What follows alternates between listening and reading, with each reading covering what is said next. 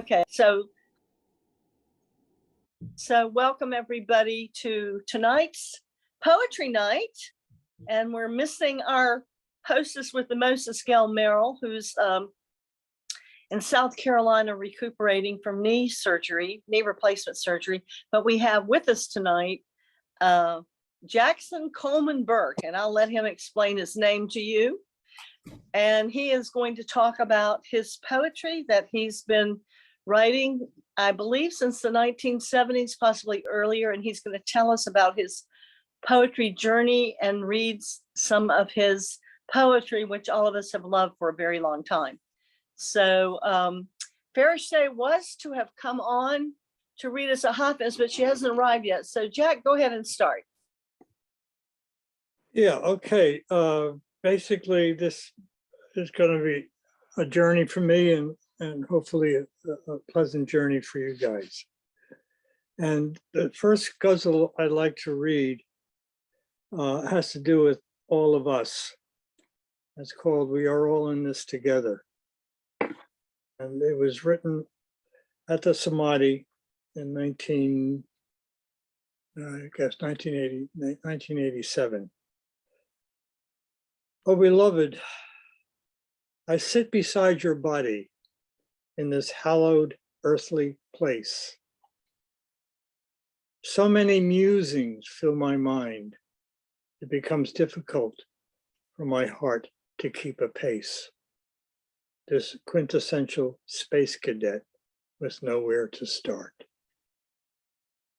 Could you, my useless mind, to shut and open my heart? Suffer my feelings to flow, and my song, my voice, be that from my deepest gut. Else all this music and this verse is naught but a pretense of show. For what I'm about to express is so very precious to me, for it has to do with your lovers, and most especially with you. For like an unchained melody, your love for me sets me free. And all these acquaintances and attachments of the past seem to vanish as if on cue. But beloved, there are so many as leaves on a tree, but of true friends, maybe one or two. Most of us are lucky if we can count on three. But into my life you came, and would you believe, I've now got a whole slew. So now when I look around, I see little else but real friends, some without names, yet all with your loving gaze from their eyes. For this is the new humanity, the beginning of the world's trend. They all say hi, jai, bonjour, a host of myriad tongues. And I say, oh beloved, it's another day in this incredibly insane paradise.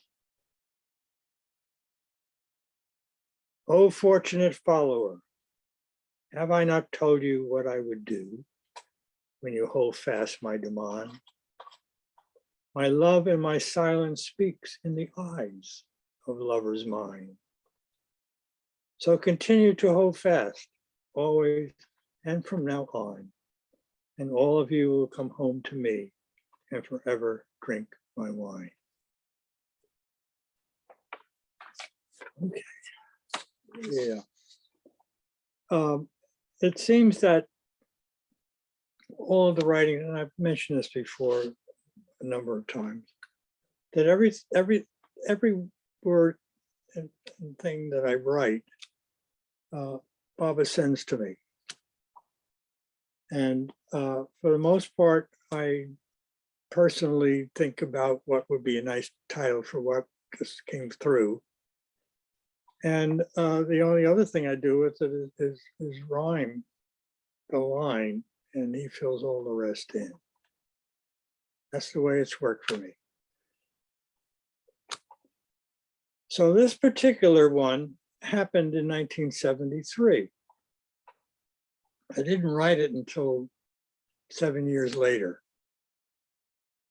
It's called A Journey Back. And in 1973, Murshid Deuce called up a man called John Kirchniak, who was a playwright in New York City. And Baba sent him out to the desert when he wanted to find out who Baba was and wrote Baba and all that stuff. And I spent one summer with him every weekend. And Ivy asked John to have me go to the Franciscan Hotel in downtown Phoenix. And I was to meet a woman called Nevadale Hunter, who was a trance medium and head of the Illuminati Society in America, and has been stationed in Alamogordo prior to the atom bomb going off. So she came and she gave me a life reading. And so this is called A Journey Back. And this is what I learned from her. Once upon a time, if you pardon the rhyme, 70 millenniums ago, so I'm told, a man from the stars and recently from Mars agreed on a venture bold. Stood among his peers, turned back on their jeers for deciding what path he would trod. It really didn't matter, his soul all a tatter, long as it was back to God. Ancients of days, wise in their ways, their counsel he did seek. Forewarned you must be, for the journey you see is not a task for the meek. Funny, they thought, this voyage be sought by such a young soul as he. Little could they know, this time long ago, that burning desire to be free. Will you listen to us? We've much to discuss as I sought to dissuade his aim. For you seek a desire with traps full of mire, a goal very few can claim. But his soul was enraged, his heart was enraged and the soul encaged.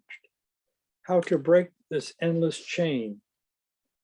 There is no recourse, only seek out the source and forever end the pain. Backing off from his fire, they sought his desire and what path he would likely trod. It really didn't matter, his soul all a tatter, long as it was back to God. He thought and he felt till his poor heart would melt, as his fate he did ponder. No matter, said he, to earth will I be, and dare to go a wander. But you're a soul from the stars, and recently from Mars. What is there to gain? Ah, the eternal treasure, beyond all measure, in spite of whatever pain. They nodded their head and smiled instead, and to earth's view transpire.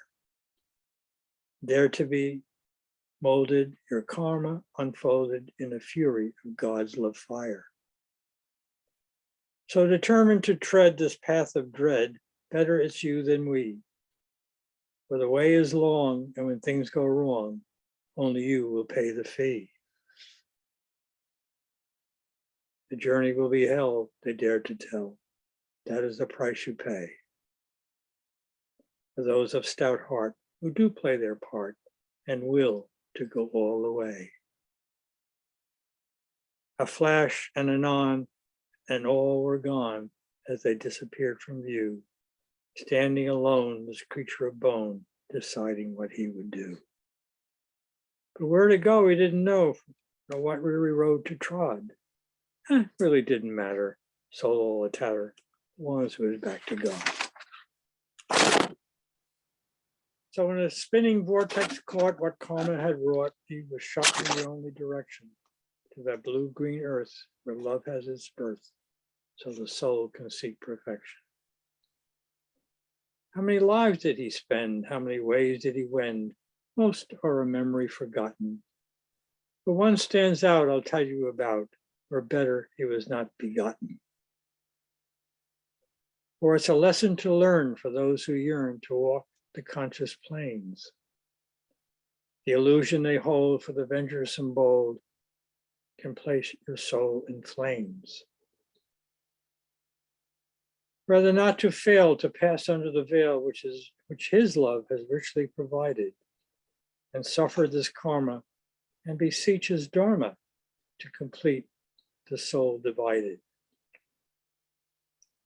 'Twas in Lemuria of old, the story's told, and there a high priest became, honored and showered, bedecked and beflowered, all the land blessed his name. But trapped in illusion and a delusion, he took the evil way. Couldn't care less, his mind a mess of the price he has to pay. Forgetting the oaths which his plight had troth, ignored God's law as written. Tasting the heights of illusion's delights, the ego had been smitten. And with heart uncaring and filled with daring, easy prey to the evil ensconced, blown out of proportion, soul in abortion, the path was promptly renounced. 'Twas the end of an age on the unwritten page, when evil reigned supreme. With precious few good souls who knew that God was to end this dream. And woe betide foolish mortals that decide to seek power at any price. For God has a plan for every man, and life's not but a roll of the dice. And and be not like he who decided to be the king of all he surveyed. For without that guide by your side, to hell might your soul be conveyed. But he joined that crew who said they knew that life was a matter of chance, and fought and slew, as was their due, their power to enhance. Soon it did border on cosmic law and order, this unfortunate creature of bone. No, soon he did border on cosmic law and order, this unfortunate creature of bone. And before the damage accrued, his power was subdued, and his soul was plunged back to stone. Misusing those powers, whence that path did shower to test such a soul as he paid the price with hell as a slice, and God withheld the key. Then God turned his gaze and pierced the haze that this world gone strangely awry. Its time had come, its soul benumbed, no longer could goodness deny. And it foreshadowed the end, their existence to rend, and set the course of his action, as the souls of the planet and those who ran it continued their self-satisfaction. The continent was doomed, and no one assumed the Almighty to vent his fury, as such fools at play who hearken to bray that they are the judge and jury.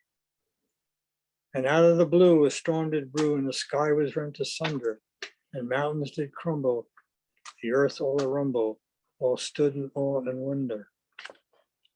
They know where to run for what they had done, their hearts and minds in fear, to all the cries that rent the skies, the Lord turned deaf his ear. And God bespoke, and with a cataclysmic stroke, and strangled the evil in twain. And legends still speak of that dreadful week when Lemuria was near seen again. So let us not bemoan such karma sown, nor worry the path we chart, that in God's scheme, which is all his dream, every soul has played its part. Well, many eons had passed ere we saw him last, as the souls climbed the ladder of dreams, from stone to bird till man occurred, once more part of mortal schemes. For he was able to learn each life in turn in its orbit of evolution, never be swayed by powers arrayed, and suffer your soul's devolution. The earth settled down to the next turnaround of God's continuing dharma. Our poor creature of bone up from stone was allowed to fulfill his karma. Where are you going? Life winds blowing. At what crossroads do you stand?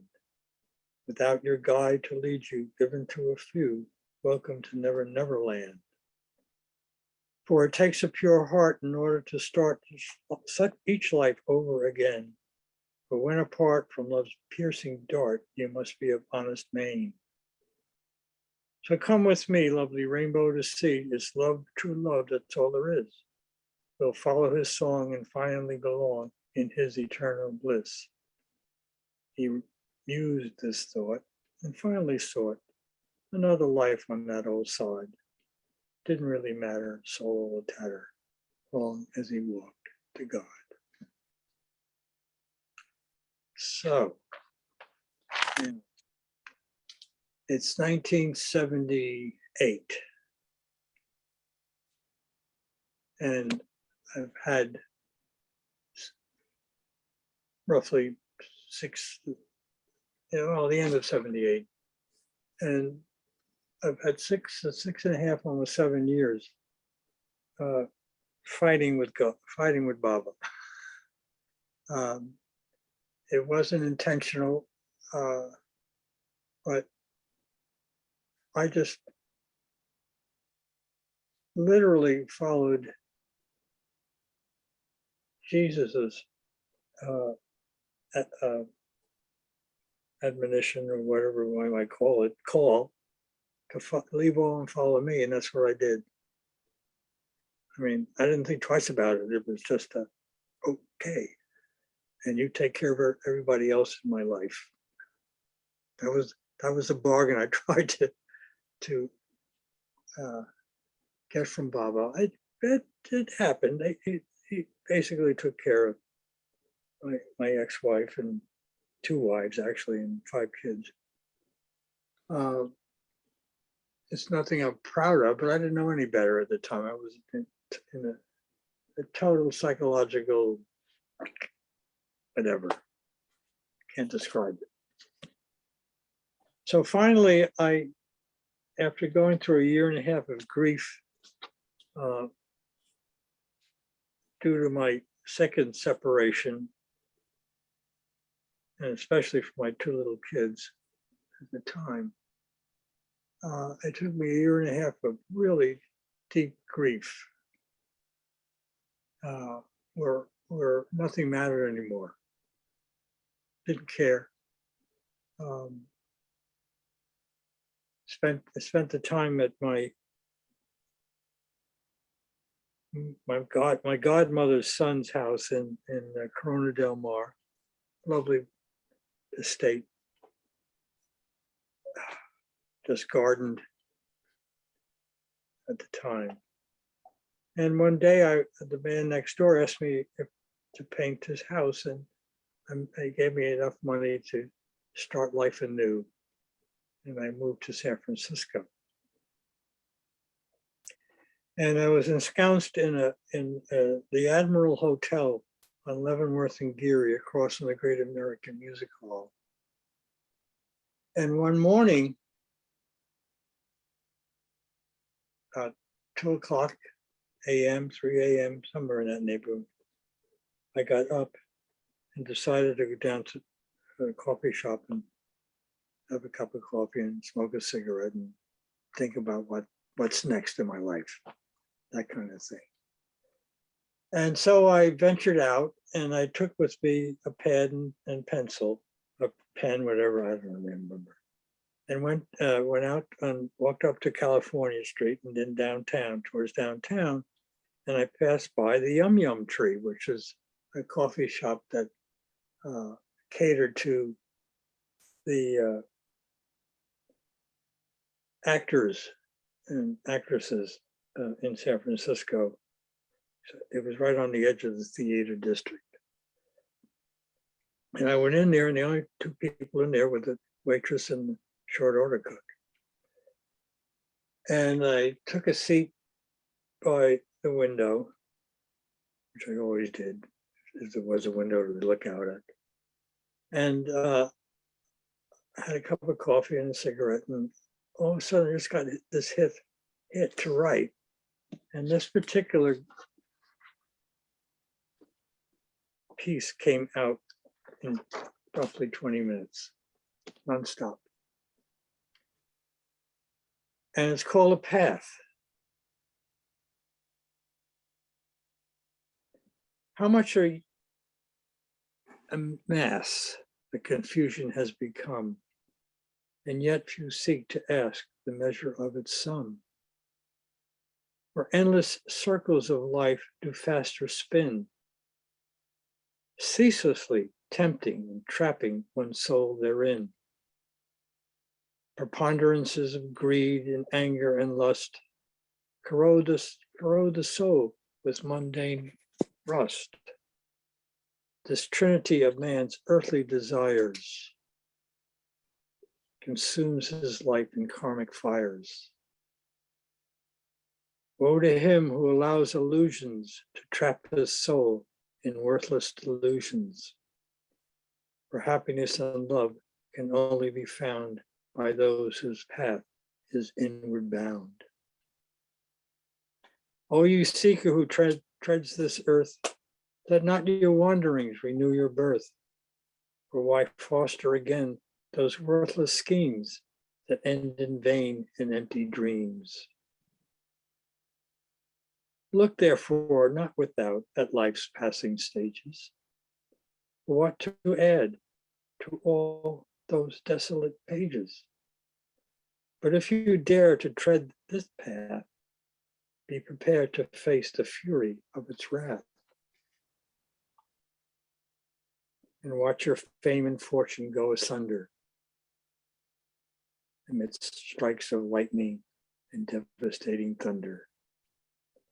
It will rob you of the loves you hold dear, and of your heart will take life's measure.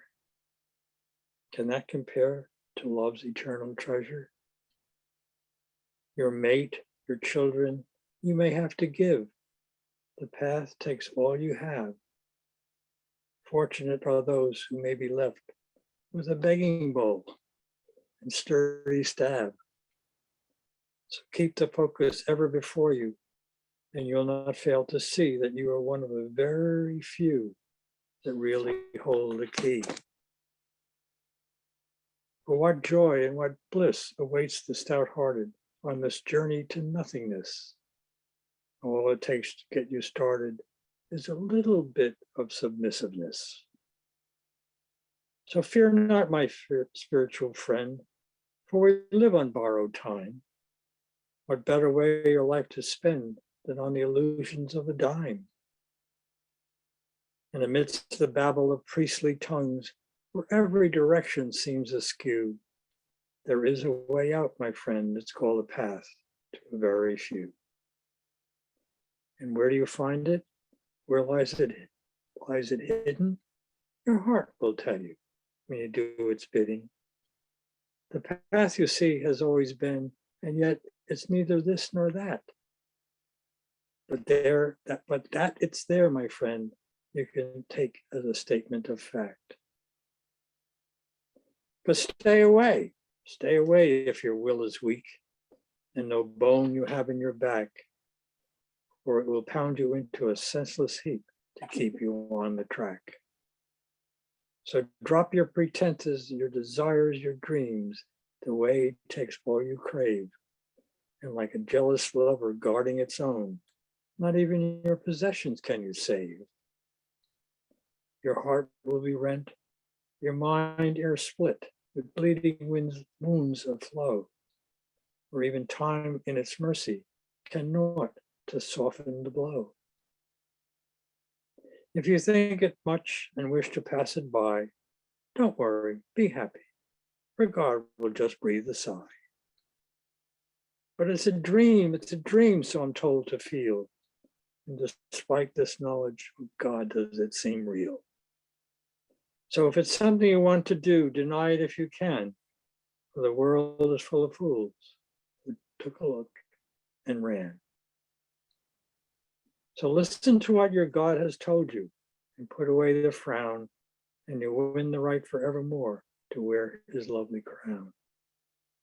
So here we are on this path at last, each facing our unknown, waiting with anxious and bated breath, the love of our life to be shown.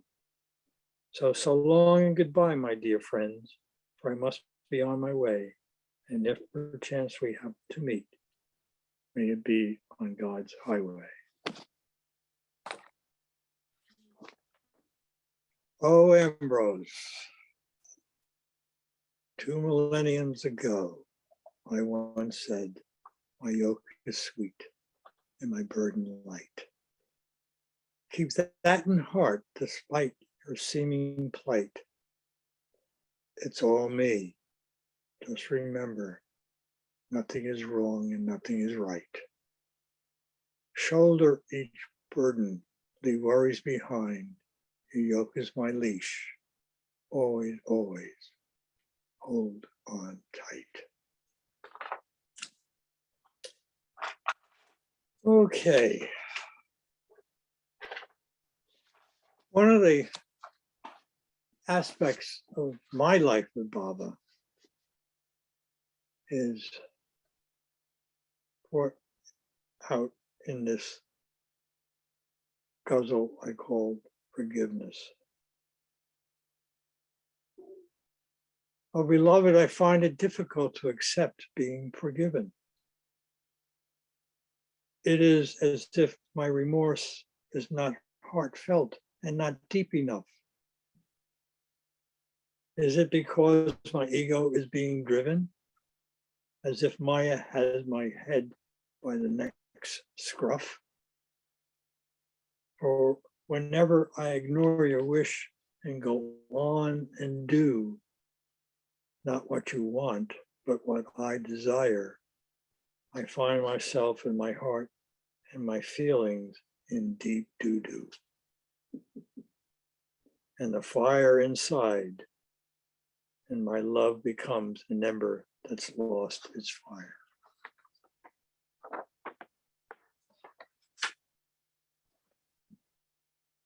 So I'll sit in the back and learn from others how to keep on track. And I wait the moment you call me to the bar inside your tavern store. And I'll hold out my cup for your wine, that which will be eternally mine. At last to realize I've stepped off the ocean shore and be totally with you forevermore. Oh, patient and impatient lover, to let you know where you stand mired in illusion land would ruin the fun of the game. So be happy, my tavern's so near, for it's only for those I hold dear. And do this while I remind you, for your life will never be the same. So now this next one is called a Readvent, and it's in praise the Baba. The Christ has come again. Oh, really? When? Did you miss him during his stay? He sent out his call, one and all, whenever he passed our way. And with me, as I think I mentioned this a year ago, I lived 2 blocks away from Queens Boulevard in Sunnyside, Sunnyside, Woodside, Queens. And I used to hang out as a teenager on 46th Street, which was next to the Flushing IRT, and the station's name was Bliss Street. And I've often wondered, in retrospect, was I waiting there, sort of hanging on the curb when Baba came down Queens Boulevard, or went back on Queens Boulevard to the airport. I don't know, but he did that two times, so 4 times coming and going. And as I've told the group before, Jeff Wilburton was born across the street from Queens Boulevard on the other side of Queens Boulevard. So we've been around for a while. Okay. He assumed another form when he was reborn. Mayor Baba was his name, and chose to alight on the earth in plight, once again to establish his fame. He roamed the earth, entered our hearth, dared to share his love, and brought to all who heeded his call a message from above. I have come not to teach but awaken, and our hearts were shaken. Such force did his majesty exude. And all the words have been spoken, and very few have awoken. Their hard hearts must I move. Called the Avatar by those near and far, never a word did he speak. For 44 years, he washed away our tears while he worked with the mighty and the meek. Compassion overflowing, love ever showing, he soothed our troubled soul and poured out his energy to effect a synergy and bring us nearer the goal.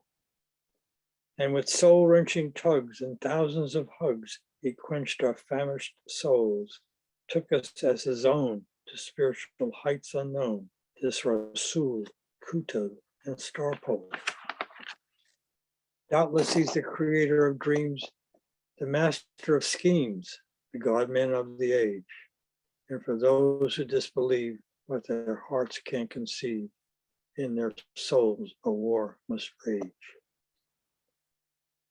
There was a time too when I wondered 1,000 and 100 of what life meant to me. And with the sound of silent thunder, he rent the veil asunder, and a peek at his glory did I see. He didn't come in a cloud or wrapped in a shroud, as we've been programmed to believe by those in religious power who unceasingly shower ignorant souls with the fairy tales they conceive. Nay, it was to lift the veil of life's travail and remove the lust, the anger, and the greed, and turn our soul to the ultimate goal, the real reason that he appeared. Yes, he came and he went, no need to vent any sorrow at not being there. Search deep within, for you'll find him therein, and realize that he's everywhere. And let us not fail to pass under the veil his love has amply provided, and suffer our karma and follow his dharma and complete our self divided. So be you prepared and not ensnared when evil spirit is broken. For ignorance will sound its dirge, and a new humanity will emerge when the Master's word is spoken. Oh, Ambrose, can you await the day when love will have its way? All you have to pay is your mind and heart in sway. All right. Okay. That's another one. Now, my tribute to Hafez, the only time I've rendered a ghazal of Hafez. And it was Marge that gave me Hafez's little book called The Essential of Hafez when I was working with Marvin and Erwin on Avatar of the Age. This is back in the Avatar the movie. So this is back in 1986, 87 when I wrote this one. Love is a story without any end, of pain and sweet longing, full of yesterdays. But what of tomorrow? Will they ever send the joy of union to take me away? Oh, lover, hearken and listen to such a sad tale of love, of rose, of nightingale,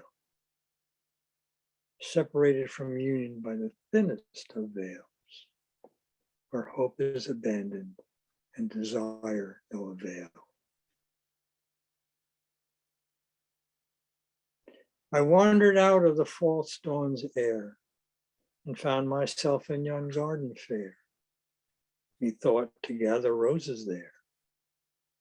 And lo, instead the nightingale was heard, caught awash in the sun's rising and lustrous glare. My eyes bedimmed in the shimmering field as layers of love began to peel. Alas, my fate forever sealed with the thief of hearts that come to steal. Suddenly in this Eden dell, a pulsating moan from this vibrant bird, and I was cast in the shadows of a Merlin spell to witness an aching and a longing, a song of love gone unheard. For the rose, not a glimmer, not a glance would give, nor a pearl drop of nectar from her petals of lavender, and the warbles of longing my heart to shrivel, and I lacking the love to hand her. O Hafez, listen, fail not this eternal scene, for in the worlds of creation no greater love has ever been. And pray, O Hafez, and fail not to tell this tragic tale of love, of rose, and of nightingale.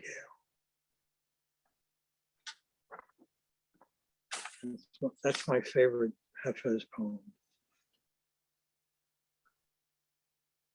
Okay, this is a lighthearted one. Well, Baba is here.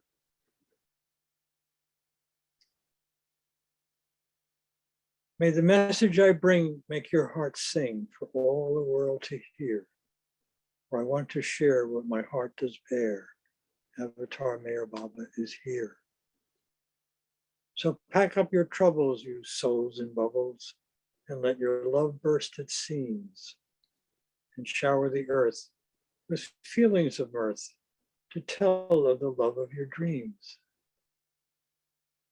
As you wander around on this earthly ground, always be of good cheer.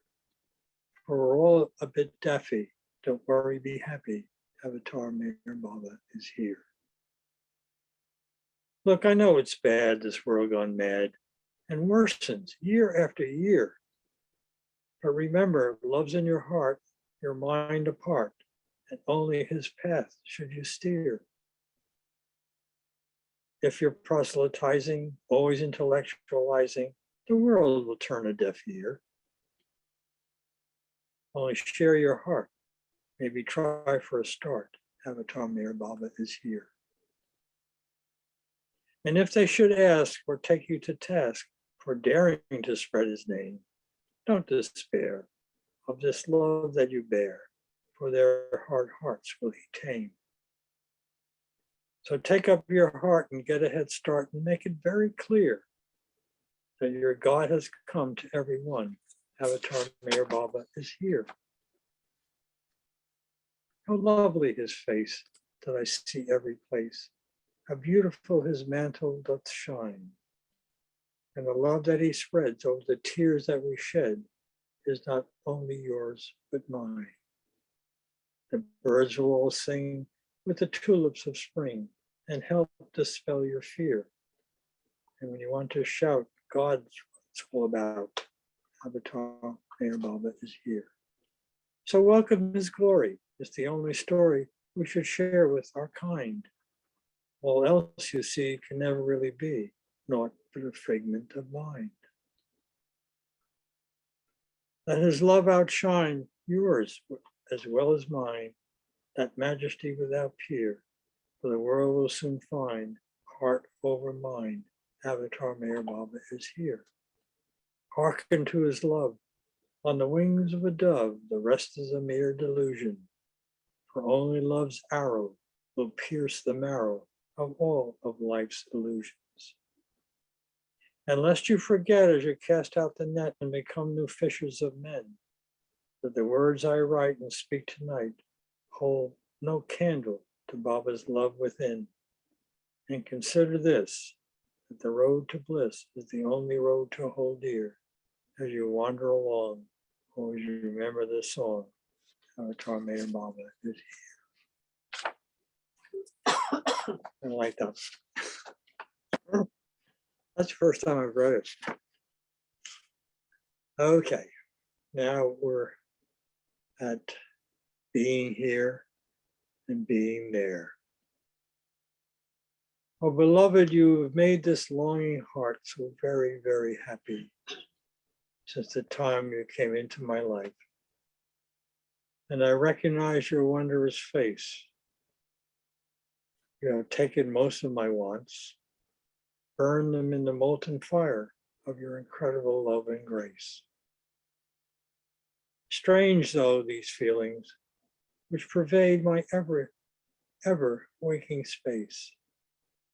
For now, at least, there seems to be nothing to take their place, except a singular longing to see nothing but everywhere your beatific face. And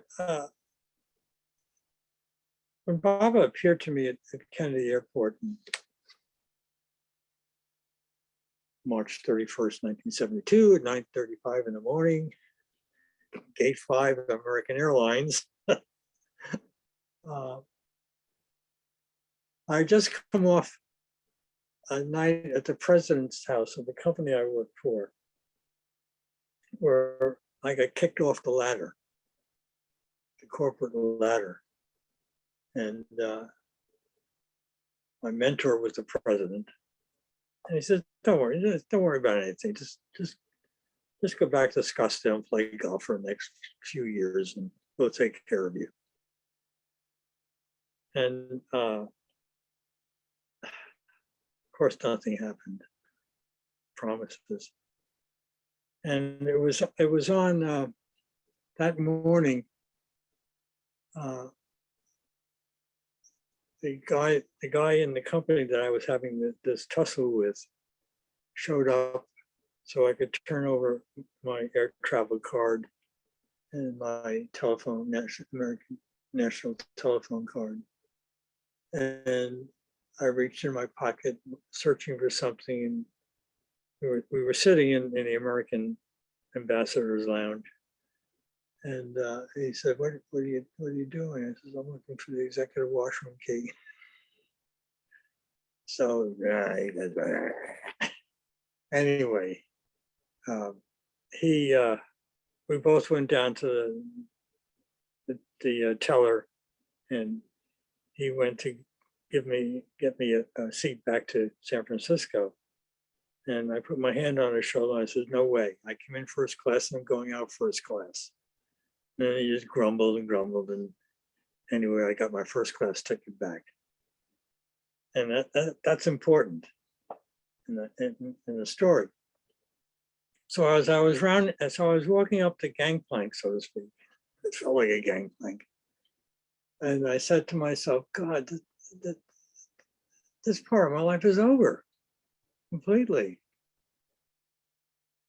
And the next thought that came to my mind was reminiscent of Scarlett O'Hara in Gone with the Wind. I said to myself, well, I'll think about it tomorrow.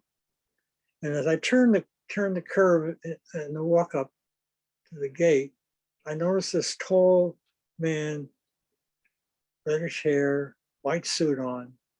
And I said, I think I'll look that guy up. He seems interesting. It did turn out to be Fred Stankus, who was on his way back to San Francisco from Mirabat.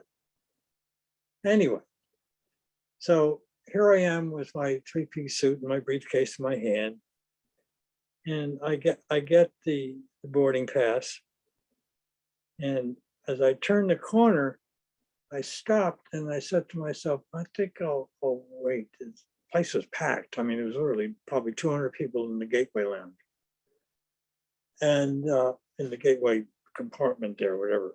And as I thought that and was ready to step back and wait to get on last, an aisle opened up. And right at the end of the aisle was a seat right next to the door. So I knew I could get on right away.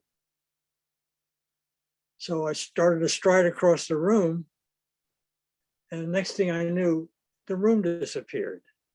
And all that was in front of me was the face of Mayor Baba. That I have no memory to this day of ever having seen it before or even heard its name before. But anyway, my left hand went up because I was carrying my briefcase in my right hand. And I said, that's Mayor Baba. And the feeling I had in my body and soul was just lifted out of me. And all I could do was stare. And there was nothing else. The whole lounge had disappeared. And a couple of seconds, a minute, 2 minutes, 3 minutes, 4 minutes, I'm standing looking down at his face, which is still as vivid and as big as it was at that particular first time. And I said it again. And as I said it, the whole room started coming back. And here I was way over in the corner of this crowded room where Fred Senkis was sitting in there. And he looked up at me and he said, that's right, brother.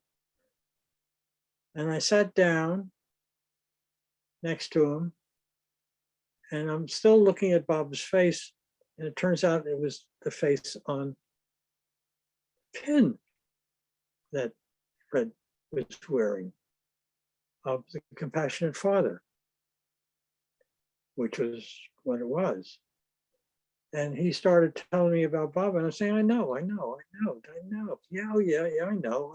It's so like Baba filled me completely up with the fact that there was no doubt of what I was experiencing.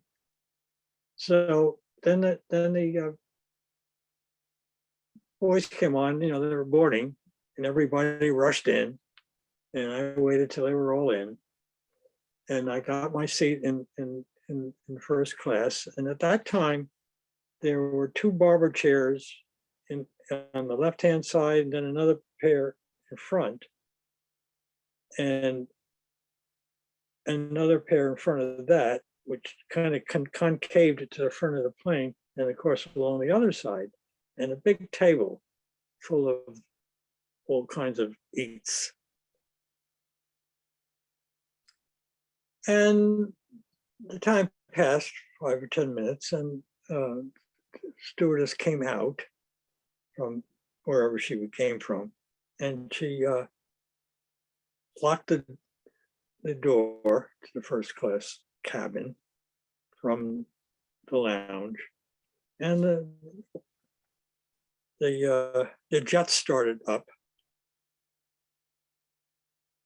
And I thought, well, I'll see that Fred when I go back and find him. Although he said, look, he says, I'm 29 on the list, and I doubt if I'll get on the plane. But I'll see you on the plane. I just knew without a doubt I'd see him on the plane. And so all of a sudden, the jets started rewinding, and they stopped completely. The stewardess walked over to the door and opened it up, and in walked Fred Stankus to sit next to me on the flight back to San Francisco. He got the last seat in the house. So anyway, that's why I thought I'd bring that up. Yeah, that's a great story. Okay. So everywhere I see your beatific face. When I sit in darkness awaiting the dawn, wondering what this day is coming and what it will eventually spawn. It is from your grace my contentment's drawn, and in my hands my heart to you is offered in pawn.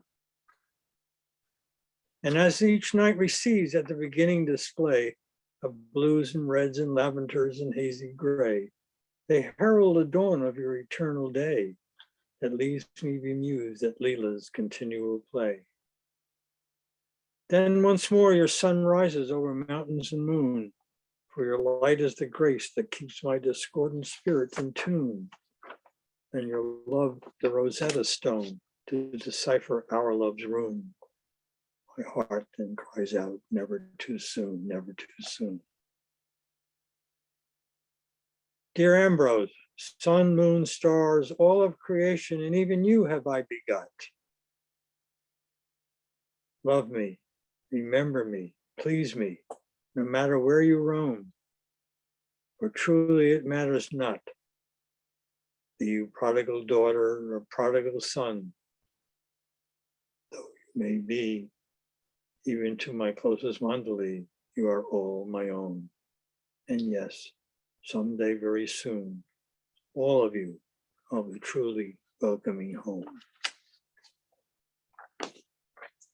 And this is the last one, called Love Me, Remember Me, and Please Me. That really is a whole story right there, including Obey Me, which this rebel finds it very hard to do. Oh, beloved, I have found out that there are no more surprises that have great meaning, save one. For when I remember you, every moment becomes its own creation, and that which has passed and that which is to come. I muse at all of this, and all of this I eventually shun. When I try to love you, remember you, and please you by trying to give of myself and never to ask. This lets my false ego mind crumble to a mound of dust, and alas, to my surprise, life in you is hardly an unwelcome task, for my heart has sloughed off another layer of worldly rust. When I take that which is freely given, time and space run rampantly wild, for fame and fortune a vortex spin, all of it screaming for any attention.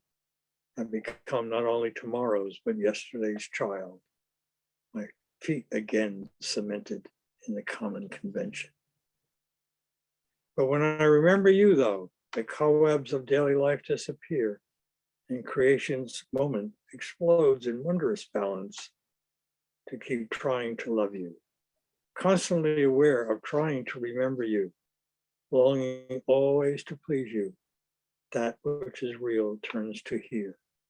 Your smiling face, your smiling eyes pour out love's glance, and life and love once more an incredible surprise. And once again, we're dancing the divine romance. Oh, beloved, is this not where real love truly lies? Oh, Ambrose, all lovers of mine need never ever to take me for granted, for I am all around you as well as within. And for those who constantly try to love me, life becomes enchanted.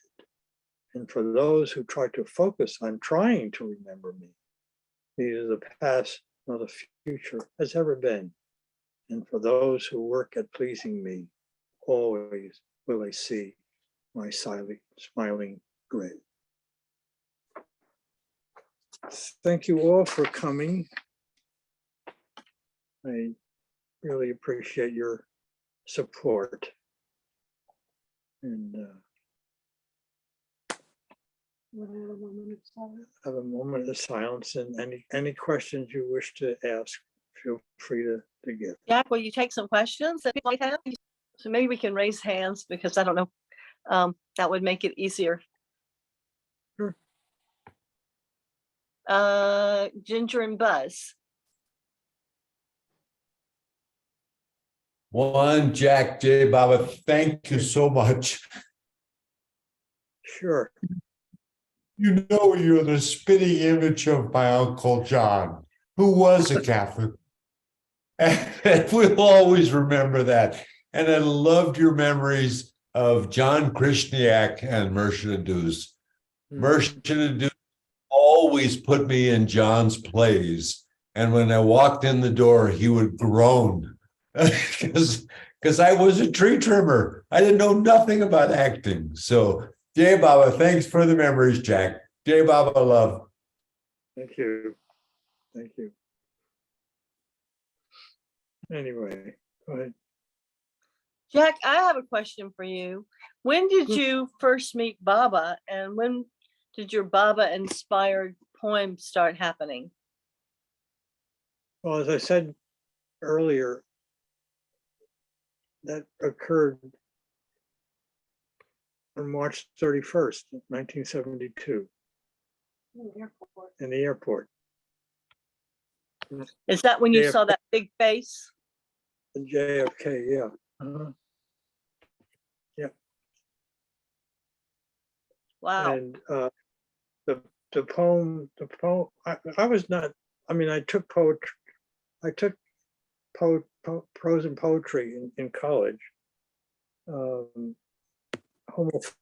me couldn't take the fact that my teacher was gay, and I never really paid attention to it. And here I am, you know, and so who knows? Yeah, it was just inspired. I just don't know. It just came and it hasn't stopped. I probably write a guzzle a day in my head. Wow. Don't put And it all you down. had not read anything or seen anything about Baba before you saw No. that face? Nope. Wow. Even his That's amazing. name. Yeah. I mean, that was the end of a 3-year search for an answer. I mean, it was agony, just flying all over the country, asking people, visiting psychics, you know, who had the answer? No one had the answer. What was the question? What am I doing here? Uh-huh. What's it all about? What's it all about, Alfie? Yeah, and he provided the answer. Wow. And yeah, so I was totally smitten and still am, and hope to continue that way. Lovely poems. And I thought the first one you did that had Lemuria, and it was really fascinating. I guess that was the destruction of a universe that had become evil. Is that what the idea was? And then a new universe being created. Lemuria was the Asian continent.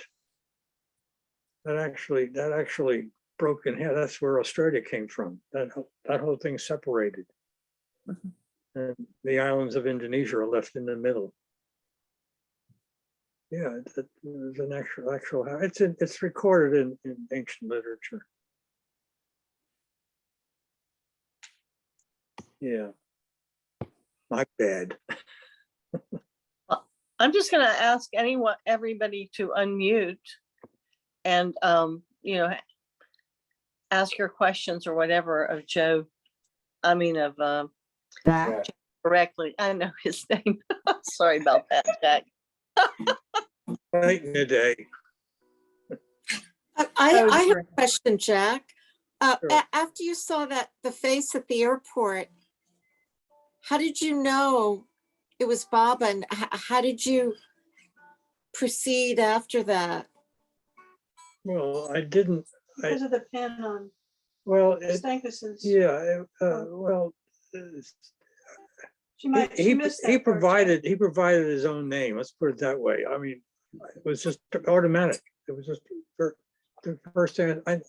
I still to this day even remember looking at my hand with my finger pointing at his face, saying, "That's Mayor Baba." It's beautiful, beautiful story, Jack. I love it. You missed the pen on Fred Stinkus's And phone. that face was on was the A Baba pen. compassionate father Mhm. face that was on the pin on Fred Stankus's coat lapel. And it also spurred Monty to tell everybody to wear Baba's pin, because you never know when something like that could happen again to somebody else. Wow. You may have said that, and I apologize. The dogs were barking, and I miss out on a lot when they're barking. They drown out everyone. So, and I love the reference to Lemuria. I didn't realize it was real. I thought it was something like Atlantis. That was 10,000 years ago. This is 40, 70,000 years ago. Yeah, Lemuria's first and then Atlantis. Thank you, Jack. It was wonderful. Thank you so much. Your reading just enchants everyone. Thank you so much. Amen. Thank you, Jack. It was wonderful. As always. Jai Baba. Anybody else? Perfectly here at your disposal. How's I Mark doing?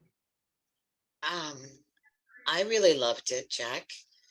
Thank you. And I felt that the stories that you told around the poems enhanced them a great deal. You've definitely had such a journey, a very unique, very mystical with Baba, and it comes through in the poetry. And I also really like that with the rhymes, there's all these unexpected turns, and you don't expect, and then it's interesting, the way you rhyme. Thank you. Obviously Baba gives you these interesting rhymes. I know. There's plenty of them.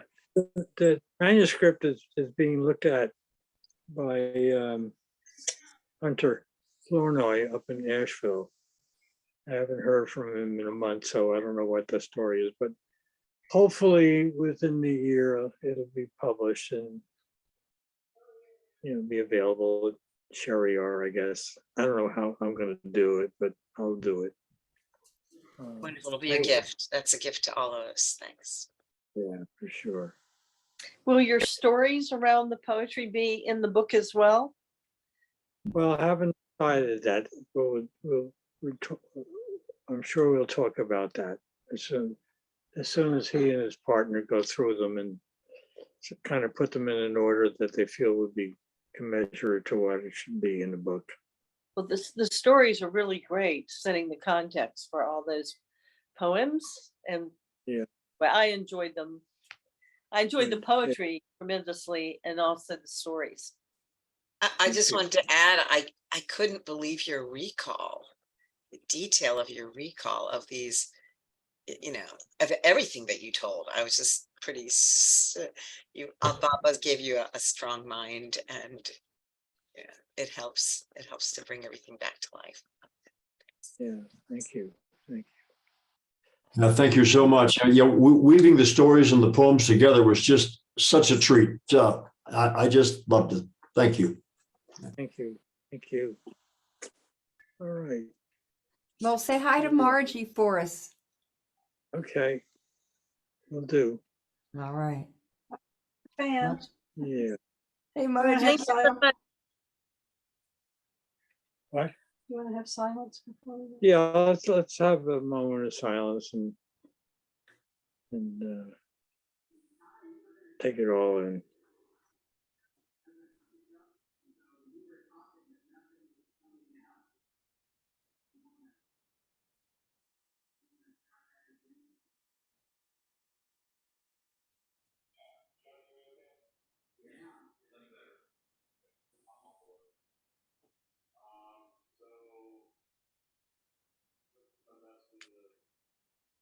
Okay, thank you.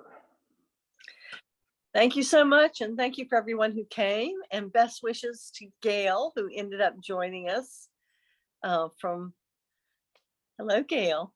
We hope you're doing well. You're muted. Anyway, all right. Well, I'm going to sign off unless people want the room left open to